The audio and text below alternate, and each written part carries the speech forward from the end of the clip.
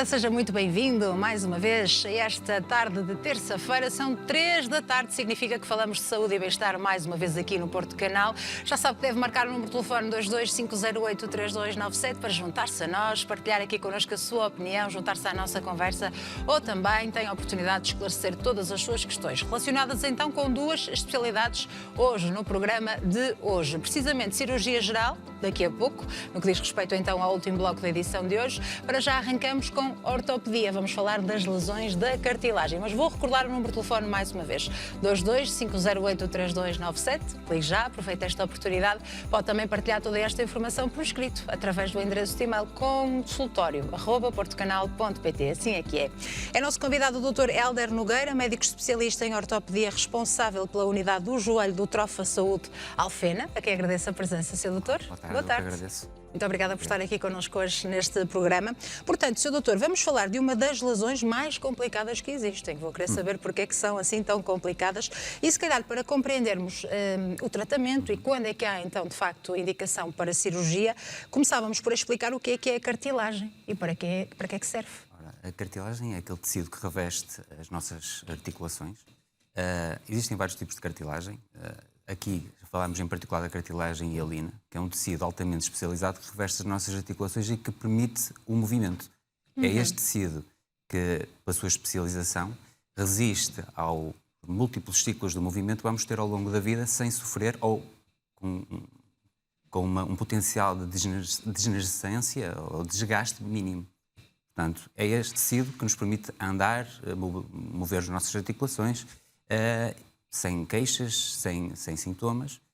Claro que ao longo da vida ele vai sofrendo trauma, vai sofrendo desgaste, claro. E aí começam a surgir as nossas complicações e é aí que a ortopedia é chamada para intervir. Claro. E em que circunstâncias mais comuns podem surgir este tipo de lesões? No contexto desportivo, no contexto traumático, são lesões que surgem também com o processo normal do envelhecimento. E para isso também contribui a alguns problemas de alinhamento dos membros, nomeadamente um joelho mais VAR, ou seja, um joelho mais arqueado, irá promover, por exemplo, uma sobrecarga mais importante da parte interna do joelho e, como tal, lesões a esse nível. Um joelho mais valgo, em que temos o joelho mais voltado um em direção ao outro, os chamados joelhos a apontar um em direção ao outro, irá subcarregar a parte externa do joelho e na parte anterior do joelho, por exemplo, a instabilidade, o mau alinhamento rotuliano irá predispor a lesões a este nível e depois há fenómenos de instabilidade em que a rótula, por exemplo, por deslocar-se, também irá gerar lesões a este nível. E depois existem muitas outras etiologias, nomeadamente patologia do osso subcondral e existem também fatores hormonais que contribuem para o surgimento destas lesões e também fatores genéticos. Em alguns casos são fatores, não sabemos ao certo qual é a causa da lesão. Claro. Mas falando de pessoas jovens, o alinhamento e o contexto traumático que serão as principais causas. Portanto, há aqui algumas modalidades em que surgem, que é mais comum surgirem este tipo de lesões, não é? Para os atletas. Sobretudo nos esportes de contacto. De contacto.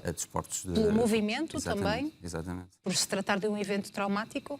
Por um movimento traumático de contato direto ou muitas vezes pode acontecer lesões isoladas, com um entorse, por exemplo, em que, por exemplo, o desportista, na mudança de direção, um movimento em carga e rotação do membro, pode sofrer um entorse importante da articulação, claro. Com lesão de ligamentos e, por deslocar da articulação, gera um evento traumático, conduzindo à lesão da cartilagem. Rugby, basquete, por exemplo. Futebol, basquete e por aí adiante. Claro. E normalmente os atletas queixam-se de quê quando sofrem esta lesão? A sintomatologia nas lesões da cartilagem muitas vezes é um pouco ambígua.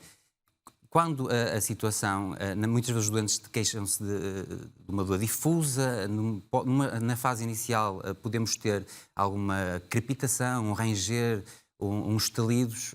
Numa fase mais avançada, em que todo o revestimento é perdido, aí sim, a cartilagem, como não tem nervos, no início seria um estalido, o ranger, o crepitar, mas quando o revestimento é totalmente perdido, vamos ter uma estimulação das terminações nervosas no osso, e aí sim começam a ter uma dor diária, muitas vezes em repouso, às vezes localizado no compartimento afetado, se bem que muitas vezes os doentes querem assim uma dor mais difusa não é tão linear quanto isso, e aí a ressonância tem um papel importante, porque é o exame de eleição para conseguirmos perceber onde é que está ao certo o problema. Deve-se logo fazer a ressonância magnética ou muitas vezes passa também por outros exames? Se a suspeita é uma lesão desse tipo, a ressonância será o exame ideal. A tomografia computerizada e o raio-x não nos permitem ver a cartilagem, mas muitas vezes podem ter um papel importante, sobretudo o raio-x, um raio-x mais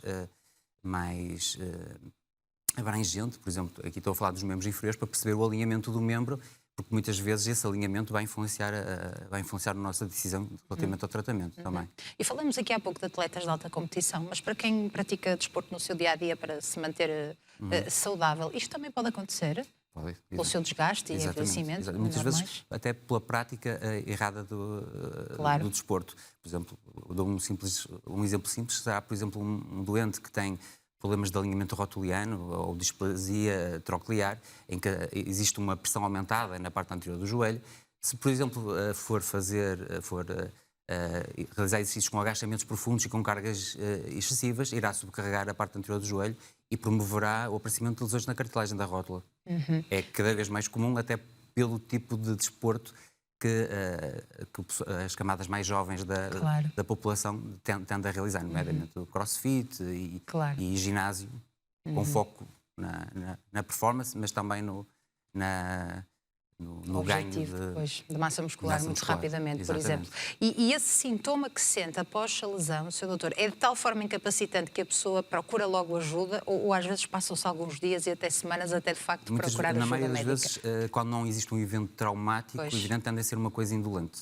O doente vai sentindo classicamente um ranger, um crepitar, um desconforto, uma sensação de pressão, até que quando a lesão se agrava e se totaliza, aí sim começam a ter derrame, a articulação a ficar demasiada e uma dor mais intensa, que muitas vezes também é em repouso. Mas seria importante esse repouso, não é? Mesmo para quem pratica desporto, não praticar depois de fazer esta lesão. Exato. A partir do momento que temos uma lesão completa, a prática de desporto, sobretudo de esportes de impacto, promove o agravamento da mesma. Porque temos uma estrutura que a principal função é absorver as cargas e permitir o movimento, vai estar sujeita a stress e, portanto, essa lesão tende a aumentar progressivamente se não for tratada. Claro. Ora bem, vamos então ao tratamento. Podemos começar por uma abordagem mais conservadora? Exatamente. A abordagem conservadora está indicada nas lesões iniciais, e aí nós temos um score, temos uma escala para orientar o nosso tratamento. As lesões mais simples, grau 1, grau 2, habitualmente não carecem de tratamento específico. A melhor opção será, por exemplo, num doente com excesso ponderal, perda de peso e um ajuste da atividade física. Poderíamos, se calhar, pensar na utilização de condroprotetores, as glucosaminas, as condroitinas. Poderíamos, se bem que os novos trabalhos não mostram grande benefício entre tomar esses fármacos ou não.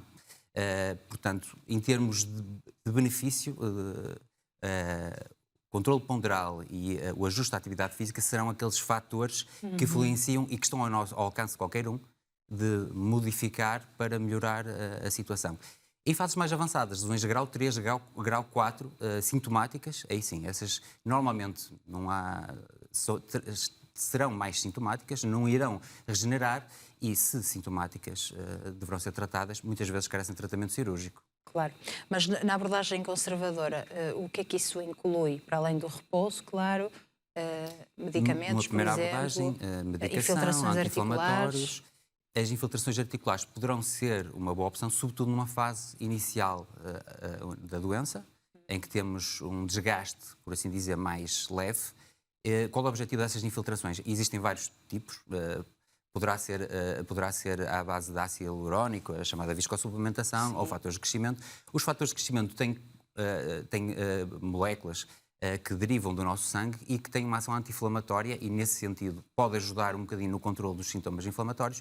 A viscosupplementação permite lubrificar a articulação e limitar um bocadinho aqueles sintomas da crepitação, do ranger, associados ao movimento. Numa fase avançada, o ácido hialurónico e, por exemplo, os fatores de crescimento podem ajudar a controlar um bocado os sintomas, mas não são totalmente eficazes. Sobretudo se a lesão tiver uma zona de carga, porque nós no dia-a-dia andamos e, uma vez sujeita à carga, iremos ter sempre sintomas. Aí, se o doente tiver sintomas relevantes, se calhar temos que passar mais à frente. Obviamente que numa fase inicial também a fisioterapia tem o seu papel e o ajuste da atividade física. O ajuste da atividade física é fundamental. Então vamos dizer a um doente que tem uma lesão grave da cartilagem numa zona de carga para praticar a corrida. Mas se ele estiver disposto a passar para a bicicleta, poderá viver com algum conforto. Claro. Não é? E normalmente, em média, quanto tempo dura o tratamento para que depois ele esteja livre, então disponível para praticar desporto, começar ou recomeçar a praticar desporto? Numa fase inicial, e aqui não estando a falar de correção do defeito, o ajuste da atividade deve ser ponderado seriamente. O doente pode voltar, uma vez estando assintomático, pode voltar a correr, por exemplo, se bem que não vai ser benéfico para aquela articulação e o doente irá ser sintomático e eventualmente irá ter episódios de exacerbação. Nesse contexto, é sempre uma decisão que cabe ao doente. Nós podemos recomendar, não podemos proibir o doente de praticar o desporto que deseja.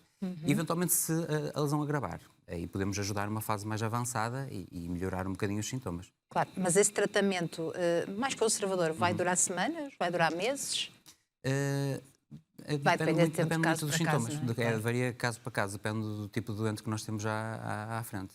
Claro. E, portanto, quando é que há então indicação cirúrgica? Os casos mais graves? Sim, nas situações em que temos basicamente uma perda do revestimento.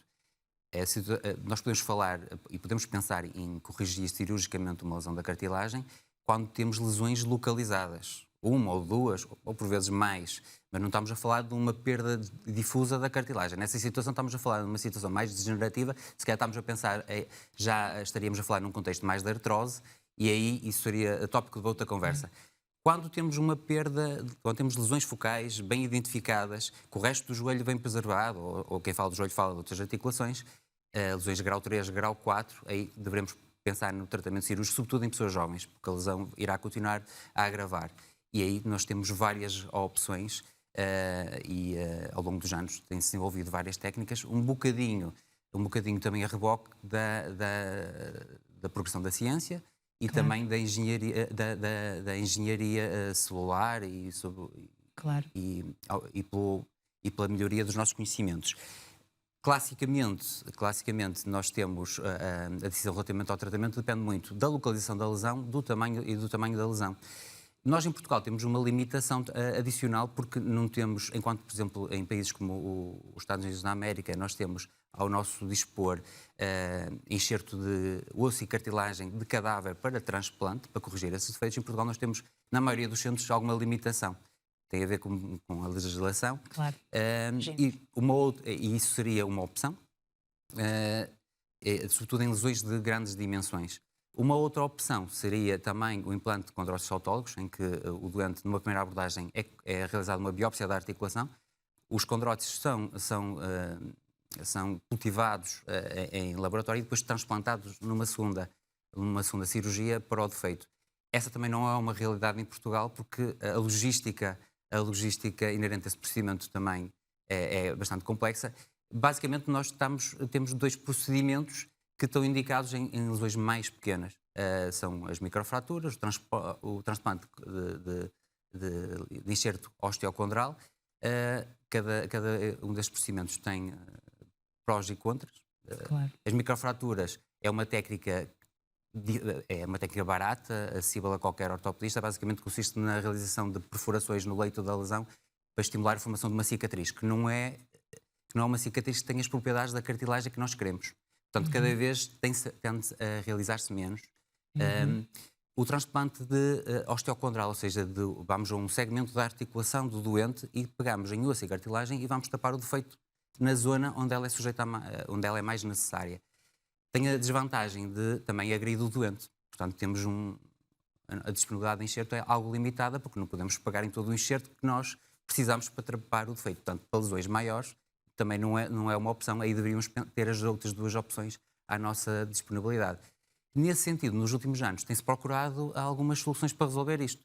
E tem surgido uma nova técnica, com resultados promissores, em que cada vez usamos mais, em que usamos a cartilagem do doente, e aquilo que fazíamos naquela técnica que eu falei, em que é realizada a biópsia cultivada em laboratório e transplantada, o que nós fazemos é isso tudo num tempo e a cartilagem é cultivada dentro da articulação do doente.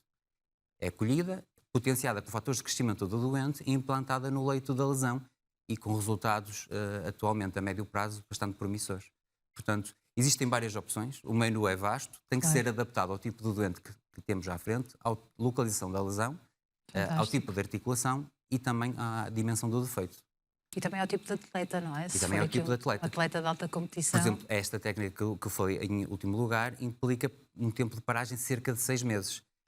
Enquanto, por exemplo, o transplante de cartilagem e osso do doente para tapar o defeito, ao fim de 4 meses, o doente poderá realizar esportes de impacto sem restrições. A integração é mais rápida também. Portanto, tem todos estes aspectos. Mas isso significa, portanto, que voltamos mais uma vez a um atleta de alta competição, ou um jovem, um adulto desportista, pode voltar a praticar desporto. Pode, claro que Mas sim. qual é o risco de voltar a sofrer uma lesão desta dimensão? O risco não será maior do que pré-lesão. O problema estará na qualidade do tecido regenerado. O principal problema destas técnicas ainda prende-se com o facto de não conseguirmos regenerar, sobretudo nas técnicas de engenharia celular, um tecido exatamente igual à cartilagem hialina que se perde, com o qual nós nascemos. A única forma de conseguir isso seria o tal transplante de cartilagem de um segmento da articulação para outro. Claro. Mas fica limitado, Sr. Doutor, na modalidade que pratica, por exemplo? Em teoria, não. Agora, se a qualidade do tecido a qualidade do tecido regenerado não for o ideal, poderá sofrer degenerescência mais cedo que o desejado, sobretudo em desportos de impacto, não é? Pois. Mas não fazer nada é pior, porque Claro. limita seriamente. E a correr mal pode acabar com a carreira de um atleta. Sim, exatamente. Como alguns casos que conhecemos, não é? De alguns jogadores de futebol, por exemplo. Exatamente. E como é que é esse tempo de recuperação? Pode ser 4 a 6 meses, por exemplo, depende da técnica? Varia consoante a técnica. O pós-operatório é muito influenciado pela técnica que escolhemos. E depende também da zona que estamos a tratar. Se for uma zona de carga, o doente não pode fazer carga imediata. Se for uma zona não sujeita a carga, por exemplo, na parte anterior, na zona da rota, o doente pode andar de imediato. Depois, o tempo de recuperação é ditado pela técnica, como eu referi previamente. Por exemplo, um transplante de osso e cartilagem, como tem o osso, cicatriza mais rápido, portanto, permite voltar mais rapidamente ao desporto. As técnicas de engenharia celular demora mais tempo porque requer uma maturação da cartilagem, que demora vários meses. Antes dos 6 meses não é lícito permitirmos que o doente inicie a prática desportiva assim de alta competição. Mas durante esse período existe também sessões de fisioterapia. Exatamente. Que são recomendadas, não é? Um acompanhamento anti-inflamatório também, que tem de... Sobretudo nas primeiras semanas, para o controle da sintomatologia e depois o processo de reabilitação que tem que ser monitorizado para existir uma boa integração do enxerto e também para permitir que não exista uma deterioração dos resultados. Faz algum sentido falar em prevenção quando falamos neste tipo de lesões? Faz. Por exemplo, a melhor forma de prevenção para este tipo, para as lesões articulares, neste caso as lesões cartilagíneas, sabe, por exemplo, temos um bom controle ponderal. Temos também uma boa massa muscular. Claro. Também existem, agora falando em em atletas de alta competição, existem programas de prevenção de lesões, também têm um papel fundamental, sobretudo para evitar lesões ligamentares que depois levam às lesões da cartilagem. Muitas vezes as lesões da cartilagem estão associadas a outras lesões.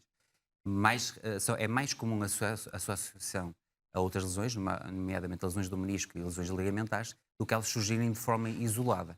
Portanto, muitas vezes não é só tratar a lesão da cartilagem, é necessário tratar a patologia associada. Claro, mas tem também um acompanhamento mais restrito, não é? Mais apertado. E depois um pós-operatório também, portanto, imagino que será diferente a sua recuperação.